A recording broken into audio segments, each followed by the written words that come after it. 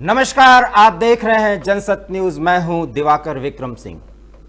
मोदी सरकार के दूसरे कार्यकाल का पहला साल और आज अंतिम दिन, अर्थात एक साल पूरे हो चुके हैं। और इस एक साल में मोदी सरकार ने तमाम ऐसे फैसले लिए जिसकी आलोचना भी हुई, लेकिन तारीफ इतनी कि 130 करोड़ भारतीयों का भरोसा इस सरकार पर बढ़ा है। अगर मैं ये बात कहूं तो इसका मतलब नहीं कि मोदी सरकार के तारीफ के पुल बांधने की कोशिश कर रहा हूं। सिर्फ वो वस्तुस्थिति आपके सामने रखने का प्रयास कर रहा हूं जिसकी परख इस देश की जनता और विदेशों में बसे भारतीय भी रहे हैं, और जनसत्य न्यूज बराबर उन सब की आवाज आप तक पहुंचा रहा है। आज इस एक साल के पूरा होने के मौके पर मोदी सरकार के रक्षा मंत्री, अर्थात इस देश के रक्षा मंत्री राजनाथ सिंह ने एक बयान दिया, और वो बयान यह है कि पीओके पर कभी भी कुछ भी हो सकता है, किसी बात से इनकार नहीं किया जा सकता, क्योंकि भारत का अभिन्न अंग है पीओके। हम आपको बता दें कि जनसत्य न्यूज पर हमने सबसे पहली बार वो खबर दी जब गिलगित और बाल्टिस्तान के मौसम के बारे में जानकारी देना भारत सरकार ने शुरू किया और बताया कि गिलगित और बाल्टिस्तान भारत का अंग है। ये वही गिलगित और बाल्टिस्तान है जिसको लेकर के पाकिस्तान तमाम ऐसे प्रयास कर रहा है, लेकिन उसमें उसको सफलता नहीं मिल रही है।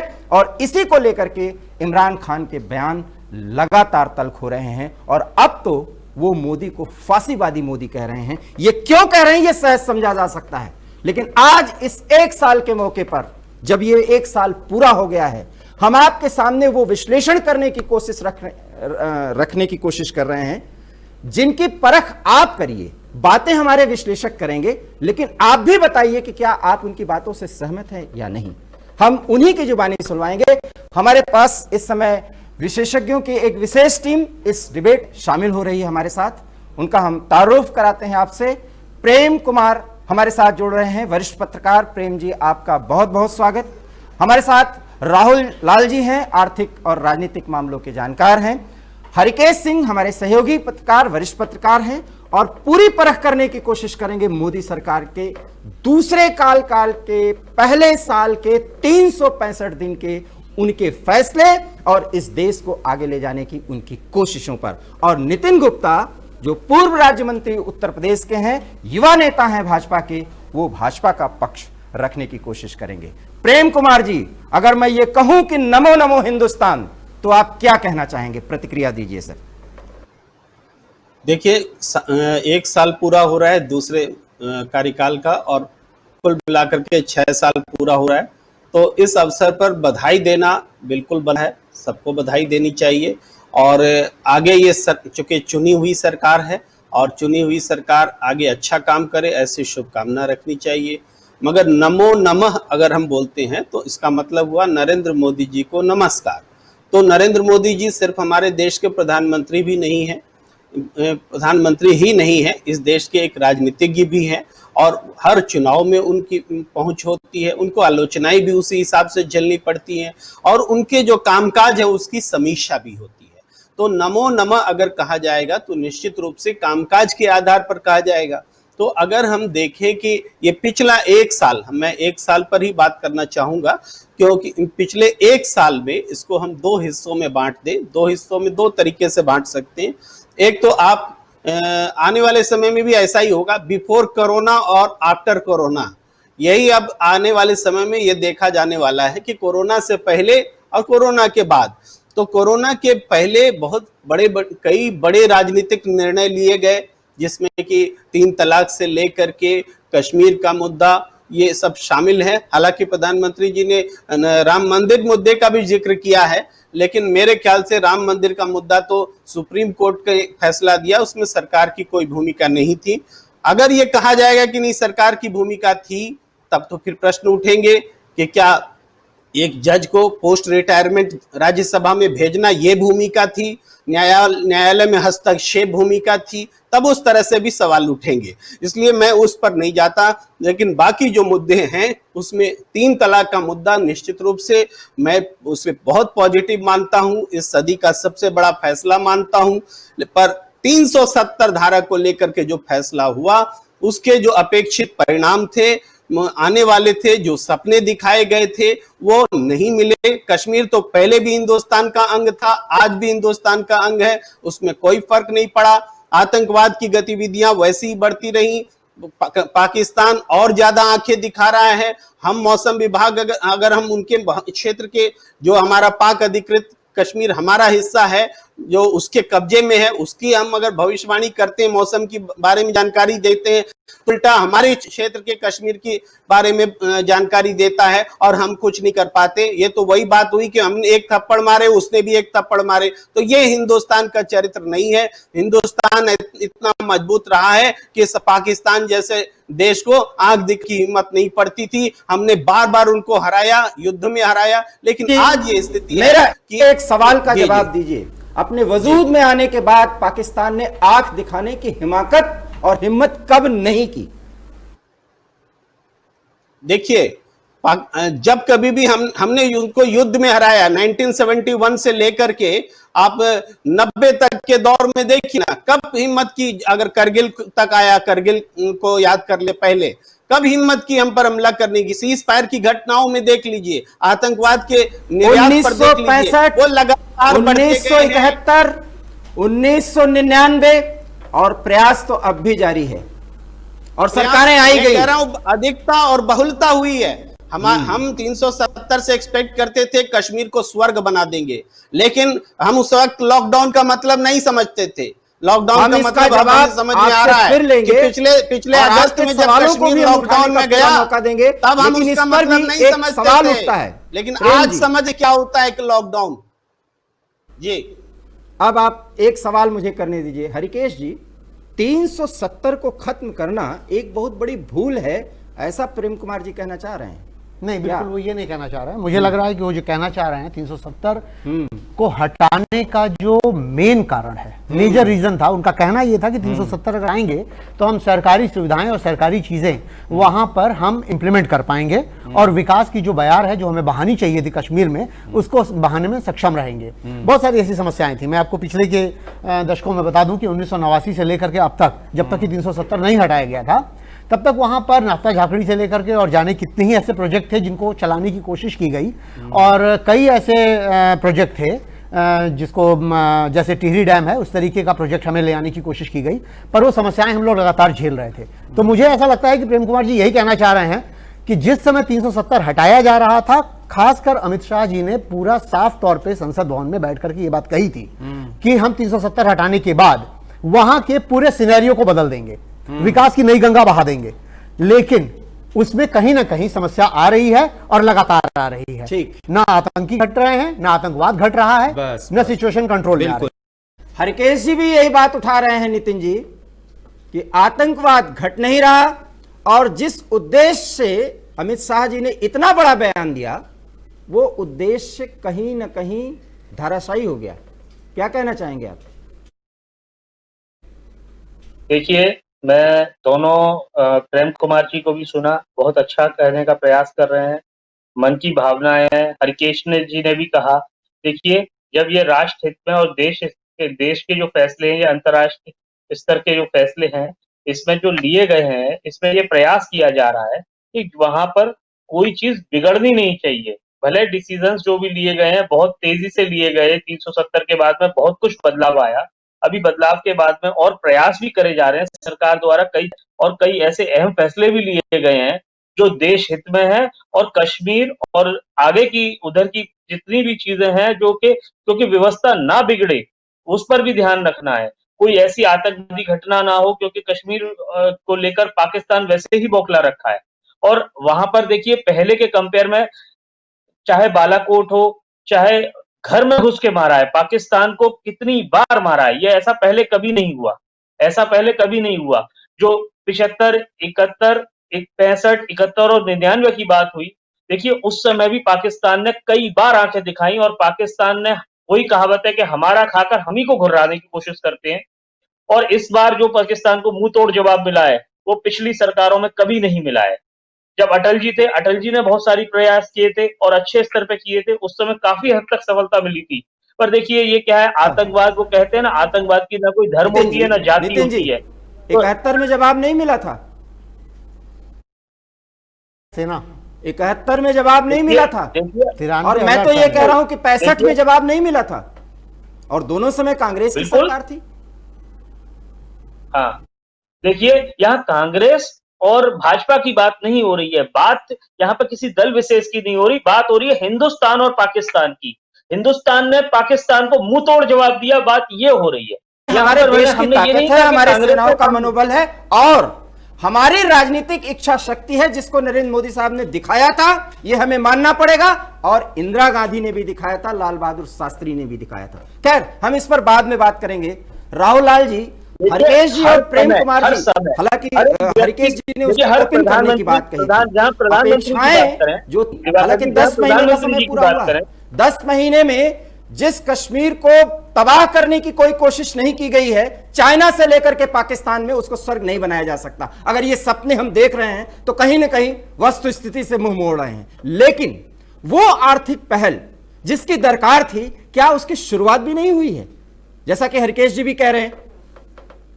जैसे सरकार ने वहां पे जो एक बड़े से दावे किए थे, उसके घोषणाएं आगे होनी थी, यहाँ पे जो पूंजी निवेश होना था, उस तरह के सिचुएशंस हमें नहीं दिखे। देखिए, इसको समझना पड़ेगा हम लोगों को। अगर ये बातें, देखिए, सबसे ज्यादा जो 370 की शुरुआत की गई, उसको ये बताया गया कि सुरक्षा कारण से हुआ और विकास के लिए हुआ। सुरक्षा कारणों का खुलासा इसी बार गृह राज्य मंत्री संसद में जब रेड्डी साहब बयान दे रहे थे, तो उन्होंने एक आंकड़ा प्रस्तुत किया। उसमें बताया कि 5 अगस्त 2019 से लेके 10 मार्च 2020 तक इस पूरे घटनाक्रम का उन्होंने जो जवाब दिया है संसद में, उसमें बताया कि जम्मू कश्मीर में 79 आतंकवाद की घटनाएं घटी, और उसमें 82 अफसर से लेकर जवान तक शहीद हुए इसी पीरियड में। अगर आप जम्मू कश्मीर पुलिस के आंकड़े को लेकर देखते हैं, तो वो आंकड़े कवर करते हैं 10 मई तक का, यानी 1 मार्च से अगर 10 मार्च तक जम्मू कश्मीर पुलिस के आंकड़े लेते हैं, तो उसमें कम से कम 20 जवान जो है कि वो शहीद हुए हैं। तो स्पष्ट है कि अभी आतंकवाद के मोर्चे की लड़ाई को जीता जाना बाकी है, अभी वो हम लोग उसके लिए शरत हैं। तो ये समस्या बनी हुई है अभी। अब बचा कि आर्थिक विकास की स्थिति को लेके, तो आर्थिक विकास के लिए जो बड़े बड़े किए गए थे दावे वादे जो किए गए थे, तो वो निवेश के लिए जो वहां पे माहौल बनना था और जो निवेश होना था, माहौल तो वो बड़े वायदे क्या थे? क्रमवार आप गिनाइए, बड़े वायदे क्या थे? और जहां तक मैं भी समझ पाया हूं, मैं 3 बातें कहूंगा, उससे ज्यादा तो बात ही नहीं की गई थी। नहीं, देखिए, अगर दिवाकर साहब उस समय अगर हम लोग सुनेंगे, तो सरकार ने स्पष्ट रूप से कहा था वहां पे कि बड़ी बड़ी सारी कंपनियां जो है कि वहां पे निवेश करेंगी। यहां तक बताया गया था रिलायंस से लेकर और जो कई कंपनियां जा रही हैं वहां पे। देखिए, मैं फिर कह रहा हूं कि मैं भाजपा का प्रवक्ता नहीं हूं, लेकिन जो डिबेट हो वो तर्कसंगत हो और वस्तुस्थिति के साथ जुड़ा हुआ हो। मैं ये कह रहा हूं कि ये निवेश की प्रक्रिया होती है, जब आप कह रहे हैं कि आतंकवाद समाप्त ही नहीं हुआ है, जब वहां पर विश्वास बहाली हो ही नहीं पा रही है, तो निवेश ऐसे कैसे आ जाएगा? तो वही चीज, इसीलिए मैं आतंकवाद के मामले पे गया, इसलिए मैं गया। बात वही आप जो नहीं, मैं उसी के, तो क्या कोई अच्छा ये बता दीजिए दिलाती जाएगी? नहीं, घोटी पिलाने की बात नहीं है। देखिए, आप अगर हर जगह पे एक निर्णय लेंगे और उसमें कहते हैं कि हम आतंकवाद से लड़ाई लड़ रहे हैं, जब आप नोटबंदी का निर्णय ले रहे थे तब भी आप कह रहे थे कि हम आतंकवाद के विरुद्ध जो है कि वहां पे पत्थरबाजी की घटनाएं रुकेंगे, आतंकवाद की घटनाएं घटेंगी। कितनी बड़ी पत्थरबाजी की घटनाएं? 2016 का मैं घटनाक्रम दे रहा हूं। 2016 में 322 आतंकवाद की घटनाएं घटी थी और 15 आम आदमी मारे गए थे। करिएगा राहुल लाल जी, इस तरह से जो एक राष्ट्र प्रायोजित आतंकवाद हो, इस तरह के आंकड़ों से वो नहीं हल होता है। प्लीज, लेकिन एक सवाल करने दीजिए, मैं आपकी बातें समझ रहा हूं। नितिन गुप्ता जी, उंगली तो आप उठा रहे हैं, इस तरीके लेकिन इतनी बड़ी घुट्टी पिला क्यों देते हैं आप लोग? जिस तरीके से आप पत्रकार हैं, अच्छे राजनीतिक विशेषज्ञ हैं, देखिए जिस तरीके से भारत सरकार ने प्रयास किए हैं पिछले साल भर में, वो पिछले 25 सालों में नहीं हुए। ये आपको ये स्वीकार करना पड़ेगा। आप देखिए, धारा 370 जो हटाई गई है, वो किसी भारत में जितनी सरकारें नहीं, किसी की इतनी हिम्मत नहीं हुई जितना नरेंद्र मोदी जी ने जो ये फैसला लिया है, अमित शाह जी के नेतृत्व में जो फैसले लिए गए हैं, ये अपने आप में ऐतिहासिक है। ये तो तारीफ की जा रही है, उसकी तो तारीफ की जा रही है, लेकिन जो अपेक्षाएं हैं, पत्रकार बंधु अपेक्षाएं का विरोध कौन कर रहा है? नहीं उतर रही है सरकार, सवाल तो यही किया जा रहा है। बात ये हो रही है, पूरा कर दूं, देखिए निवेश आएगा, निवेश ऐसा नहीं है कि निवेश बनाने के लिए माहौल बनाना पड़ता है, वातावरण बनाना पड़ता है, उसके बाद में इंडस्ट्रियलिस्ट एरिया बनाने के लिए, इंडस्ट्रीज को लाने के लिए बात करनी पड़ती है, प्लानिंग करनी पड़ती है। ऐसा नहीं है कि इंडस्ट्री कोई ठेल ढकेल की दुकान नहीं है या ठेल नहीं है कि आज सब्जी खरीदी और शाम को बेचना शुरू कर दिया। इंडस्ट्री लगाने के लिए जी, सालों प्लानिंग होती आप है। एक व्यवसायी भी हैं, आप बात बिल्कुल सही कह रहे हैं। हरिकेश जी कुछ कहना चाह रहे हैं। बिल्कुल स्पष्ट मैं कर देना चाह रहा हूं कि जम्मू कश्मीर के जो हालात थे, जो पहले आप 370 के पहले की बात आप कर रहे हैं, सबसे पहले तो मैं इस पॉइंट पे जाता हूं कि 370 दिमाग में जो बहुत बड़ा बनकर आया, ये 2014-15 के बाद उभरा।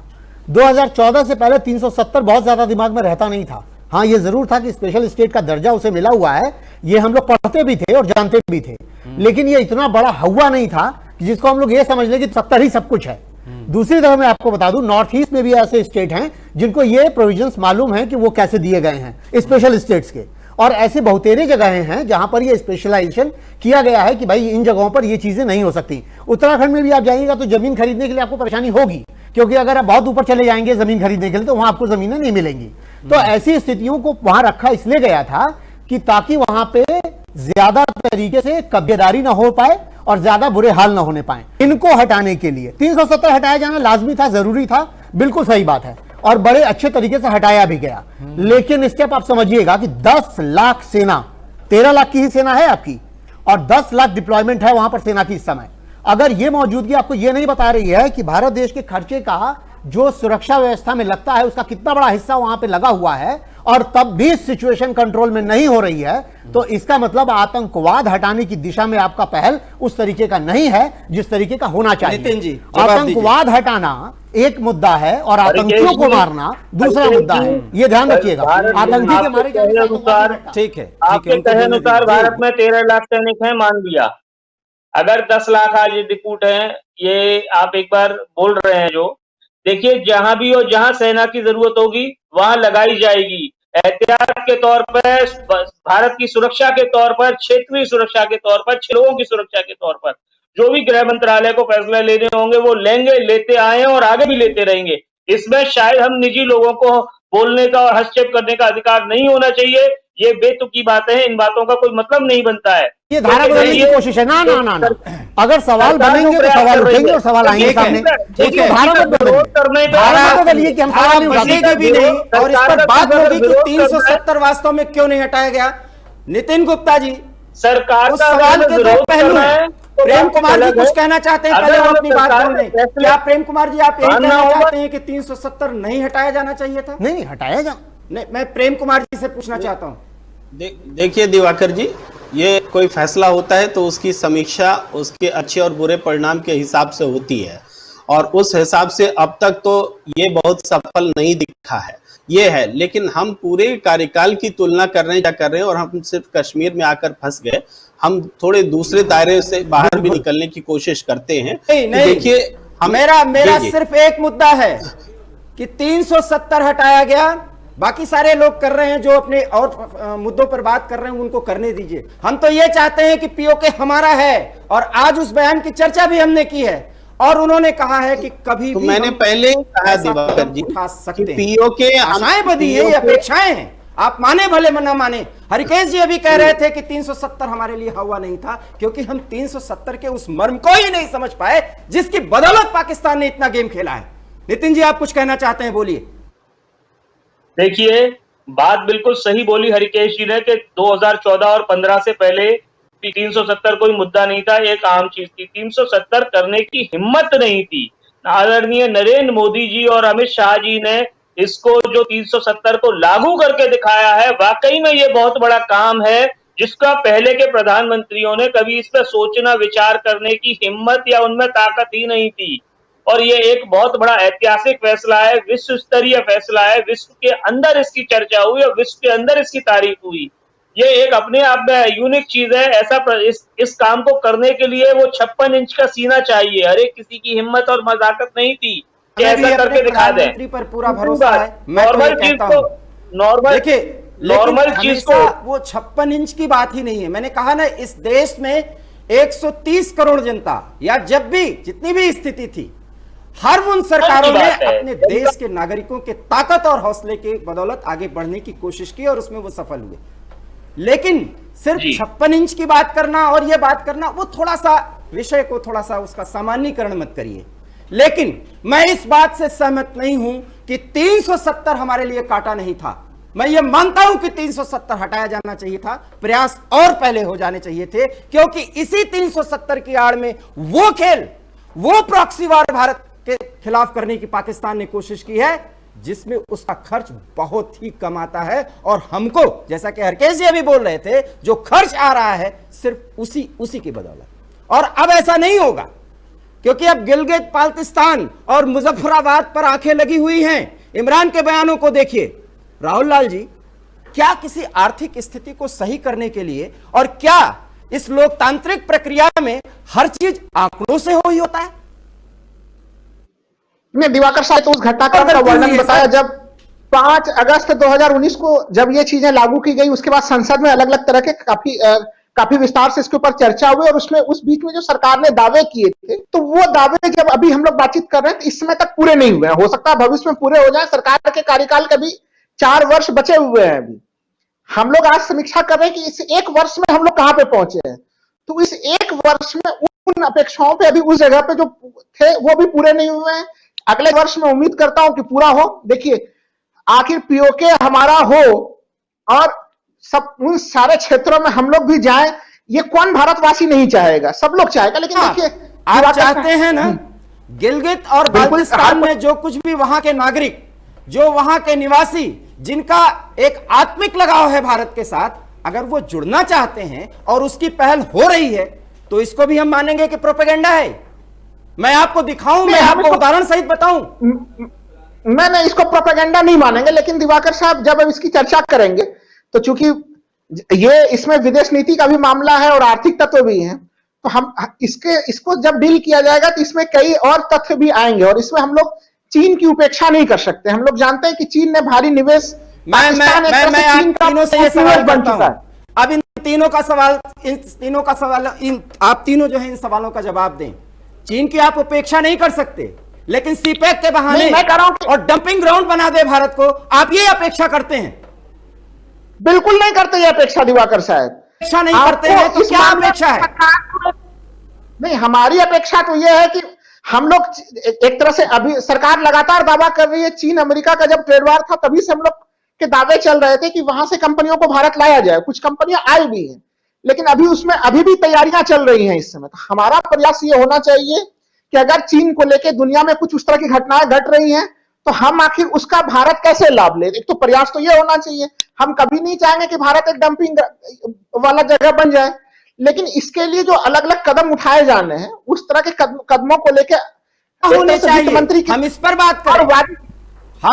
हम बुद्धिजीवी लोग हैं, वो बात करें जिससे इस देश को फायदा हो सके, हमारे इस चर्चा को फायदा हो सके जनसत न्यूज के माध्यम से। मैं तो यही चाहता हूं कि ऐसा नहीं हुआ। अब आप ये मत कहिएगा कि ये काम सरकार का है, आप भी बुद्धिजीवी हैं, देखिए इस देश के नागरिक। बिल्कुल दिवाकर साहब, हाँ, अब आप वो बातें दिवाकर साहब मैं बता रहा हूं जी।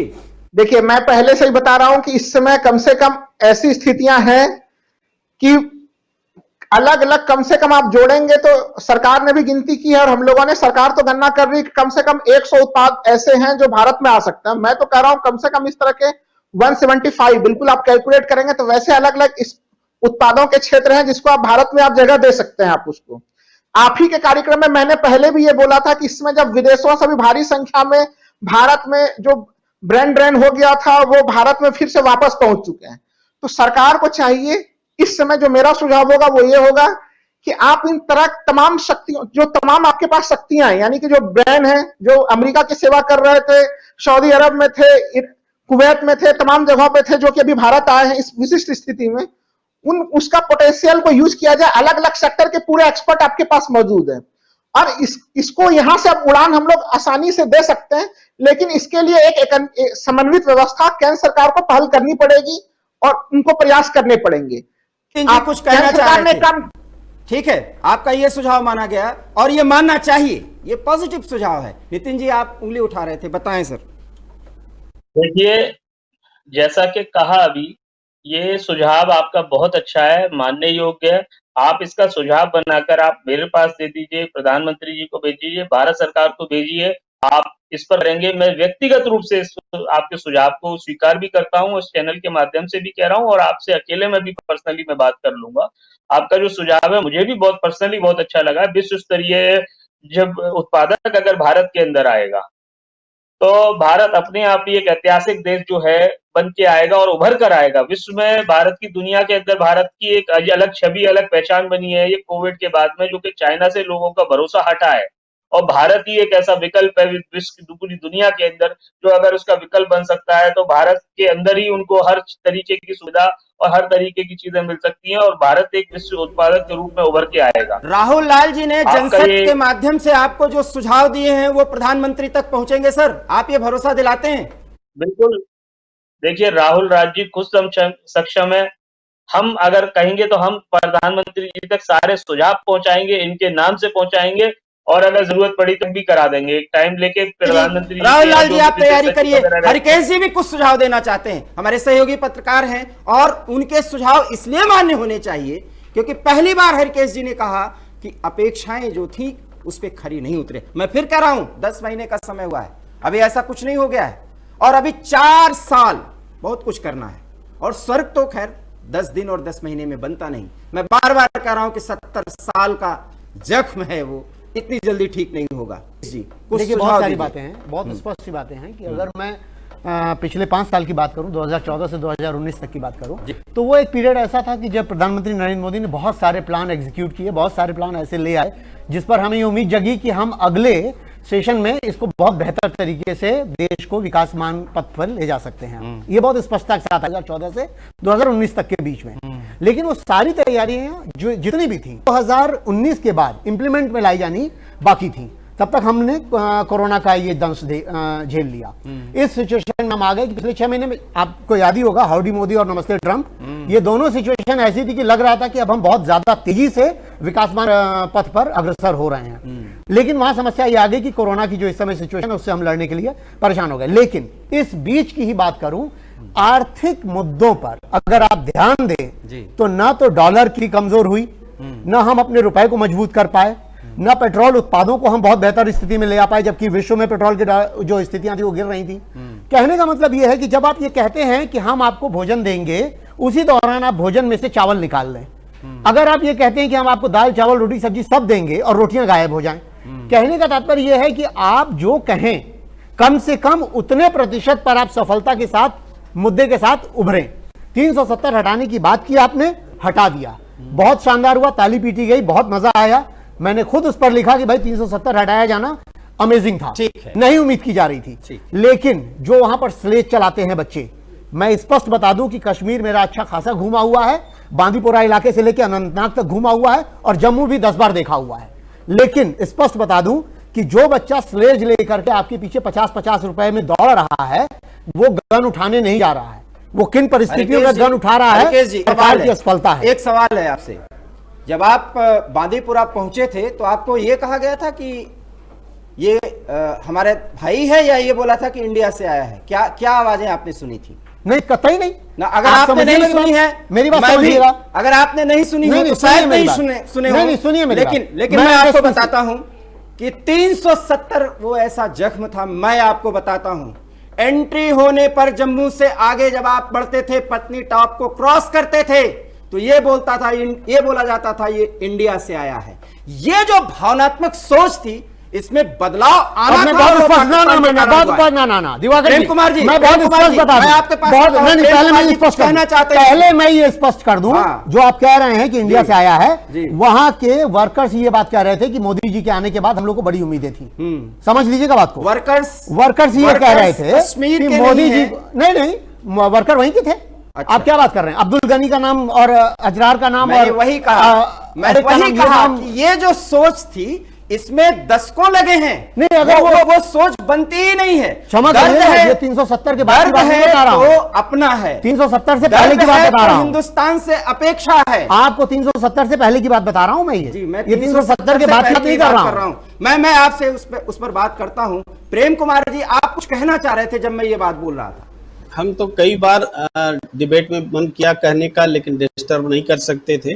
देखिए, आप 1970 को जिस तरह से जख्म बता रहे हैं, अगर हम देखें तो ये जूनागढ़ के बदले अगर कश्मीर दे दिया जाता जैसा वल्लभ भाई पटेल चाहते थे, तो कश्मीर का दर्द हम अभी होता ही नहीं पास में, कश्मीर पाकिस्तान के पास होता। वो तो जवाहरलाल नेहरू का कश्मीर के साथ में जो जमीनी जुड़ाव था, इस वजह से कश्मीर के प्रति उन्होंने इंटरेस्ट दिखाया और कश्मीर एक सशर्त तरीके से एक समझौते के तहत हिंदुस्तान में जुड़ा। धारा 370 कलंक नहीं था, धारा 370 हिंदुस्तान ने कश्मीर को अपने साथ, खैर ये एक ऐतिहासिक परिप्रेक्ष्य में एक ऐसे मुद्दे को आप उठा रहे हैं जिस पे घंटों डिबेट हो सकता है।